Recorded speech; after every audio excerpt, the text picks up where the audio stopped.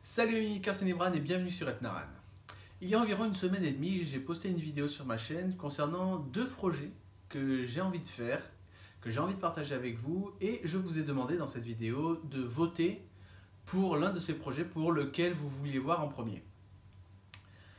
Ça fait une dizaine de jours maintenant, vous avez été peu nombreux à voter, mais il y en a eu quelques-uns qui ont voté et vous avez choisi à la majorité, en comptant le vote et les commentaires, le plateau tournant.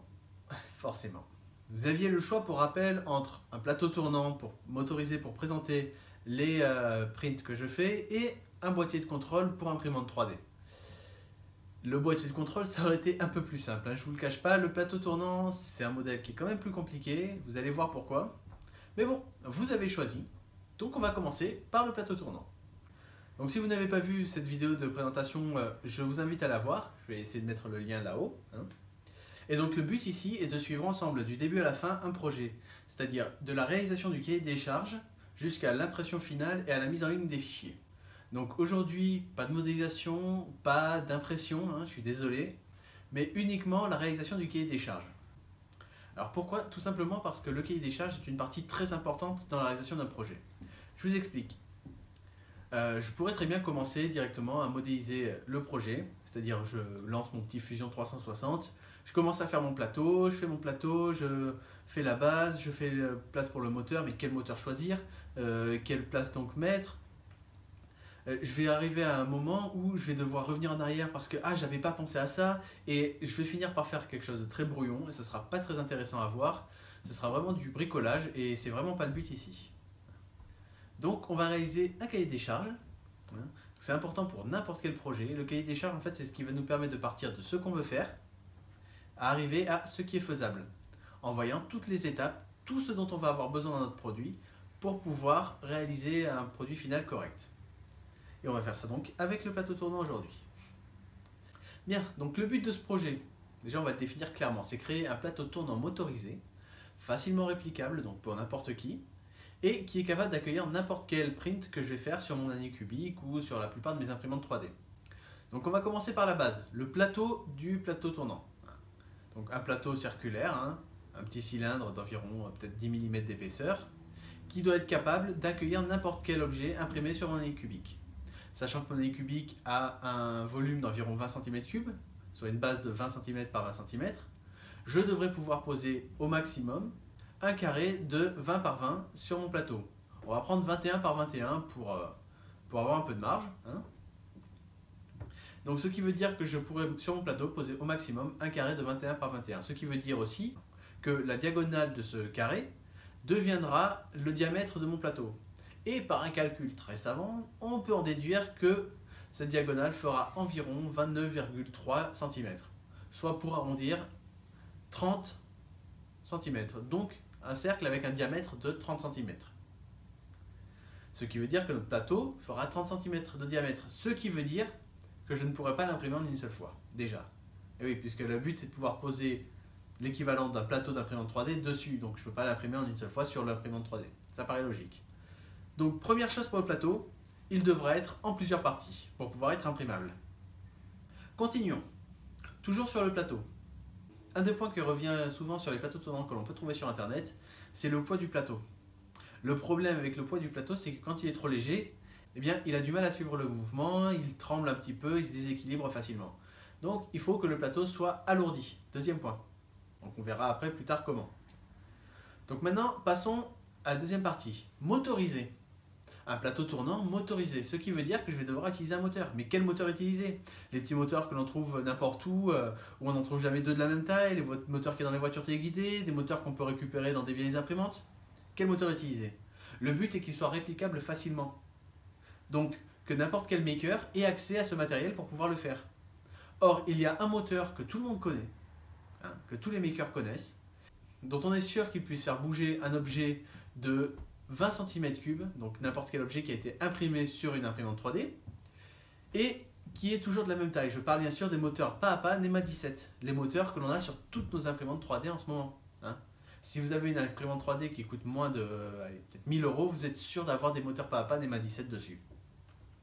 L'avantage, c'est qu'on en a généralement tous quelques-uns de rechange. On sait très bien où en trouver pour pas forcément très cher. Et surtout, ils sont normalisés, c'est-à-dire qu'ils ont tous la même taille et tous le même type de fixation. Donc quand je vais créer la base pour accrocher le moteur, j'aurai pas de problème pour pouvoir mettre n'importe quel type de moteur NEMA 17 puisqu'ils sont tous pareils. Donc ça c'est un bon point. Moteur NEMA 17 par contre, utiliser un moteur pas à pas, ça a quelques inconvénients. Ce n'est pas comme un moteur classique où je branche deux fils à une pile et ça tourne. Un moteur pas à pas c'est plus compliqué. Pour fonctionner correctement, il a besoin de ce qu'on appelle un driver. Ce sont les petits morceaux que vous pouvez retirer de certaines de vos cartes. Et besoin d'une carte de contrôle. Bon, généralement une Melzi, une MKS, un Ramps avec un CNC Shield, enfin, carte de contrôle. Ce qui veut dire que je vais devoir prendre en plus un petit driver, c'est pas très difficile à trouver, ça coûte quasiment rien, et une carte de contrôle. J'ai pensé à la base à prendre une carte de contrôle classique que l'on trouve pour nos CNC, pour les imprimantes 3D. Ça coûte pas très cher, c'est un Arduino Mega avec un Shield pour CNC. Sauf que c'est fait pour 4 moteurs stepper, enfin pour des vrais CNC. Là, j'ai qu'un seul truc, j'ai qu'un seul moteur, un seul driver, donc il y a sans doute un moyen de pouvoir relier tout ça à une petite carte, une Arduino Nano. C'est tout petit, ça fait cette taille, donc ça prend pas beaucoup de place. Je pense que je peux relier facilement un seul moteur dessus, donc pas trop de problème de ce côté-là. Un seul driver en fait qui va faire le pont entre la carte et le moteur. Alors je sais pas encore si c'est faisable. Il va falloir que je me renseigne un peu plus là-dessus, mais je pense que je vais partir là-dessus. Ensuite, il va me falloir quelques petits interrupteurs pour pouvoir faire le on-off et un petit variateur pour pouvoir justement régler la vitesse du plateau. Donc tout ça, c'est à gérer et à rajouter à l'électronique. Et il faut en plus une alimentation. Là encore, est-ce qu'on fait une alimentation sur secteur ou est-ce qu'on fait une alimentation sur batterie? Je préfère faire sur batterie parce que déjà cet atelier a pas énormément de prises, l'installation électrique est un peu vétuste. Si je peux me passer d'une prise, autant faire ça sur batterie. Surtout que le moteur, je ne vais pas avoir besoin qu'il tourne pendant 3 heures. Non, j'ai juste besoin qu'il fasse 2 ou 3 tours pendant que je filme pour pouvoir filmer correctement l'objet. Donc j'ai pas besoin. Comme c'est du 12 volts et les moteurs, je vais avoir besoin de par exemple 4 piles 3 volts. Voilà. Donc pour résumer, en électronique, je vais avoir besoin d'un moteur NEMA 17, d'une carte Arduino Nano, d'un driver pour le moteur, de quelques interrupteurs et variateurs de puissance et de quelques piles. Voilà. Et dernier point sur le moteur, il va falloir pouvoir le relier au plateau. Donc il va falloir un coupleur sur le plateau. Donc le plus simple, c'est d'intégrer directement sur le plateau un coupleur, c'est-à-dire une partie où on va pouvoir insérer le moteur. Voilà. Donc troisième point maintenant, on va parler de la base. Alors la base, j'ai deux possibilités qui s'offrent à moi. Soit je fais une base qui va prendre tout le plateau. J'ai vu un modèle sur Thingiverse de plateau tournant manuel où il y a une base qui prend tout le plateau. Mais moi, j'ai pas besoin de tout ça. Surtout, vous imaginez, pour un plateau de 30 cm de diamètre, la taille de la base, ça va être très gros. Ça va être beaucoup de plastique pour rien, une base en plusieurs parties encore. Donc, je vais plutôt essayer de m'inspirer du scanner Cyclope. J'en ai un, bon, il fonctionne pas, mais j'en ai un. Scanner Cyclope où la base est vraiment petite, toute simple, et son seul but est de maintenir le moteur en place. Donc c'est ce que je vais faire, une petite base sur laquelle je vais juste mettre le moteur, ce qui veut dire que tout l'électronique va être déporté. Ce qui veut dire que dans la partie électronique, on rajoute un boîtier pour contrôler tout ça. Voilà. Donc maintenant, pour la base, une petite base qui va tenir le moteur. En regardant sur mon scanner Cyclope, j'ai vu un autre point qui est très important, c'est la jonction entre la base et le plateau. Parce que le plateau ne va pas juste se poser sur le moteur, il est soutenu par la base.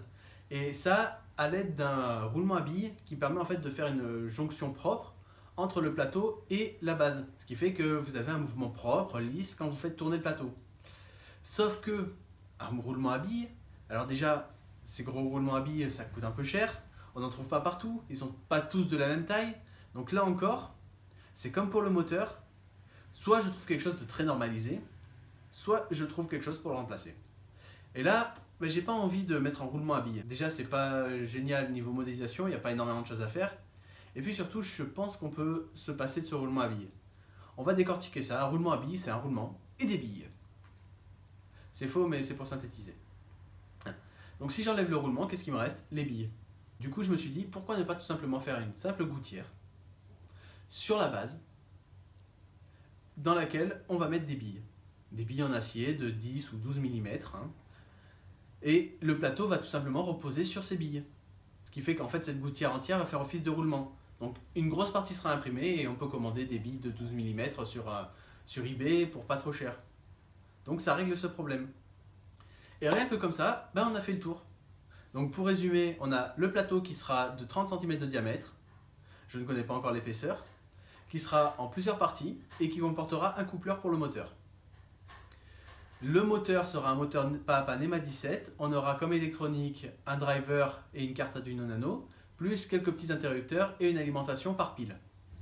Et la base sera une petite base faite uniquement pour tenir le moteur en place et qui comportera une gouttière pour pouvoir accueillir des petites billes.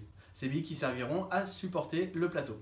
Et voilà, donc c'est tout pour cette vidéo. Je vous mets la fiche du cahier des charges dans la description si vous voulez la voir, la garder. N'hésitez pas à me donner vos conseils, à vos impressions sur ce modèle, sur mes idées.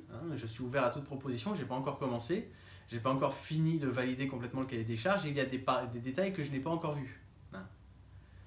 N'hésitez pas non plus à partager cette vidéo, à vous abonner à la chaîne, à mettre un pouce bleu à la vidéo, c'est sympa.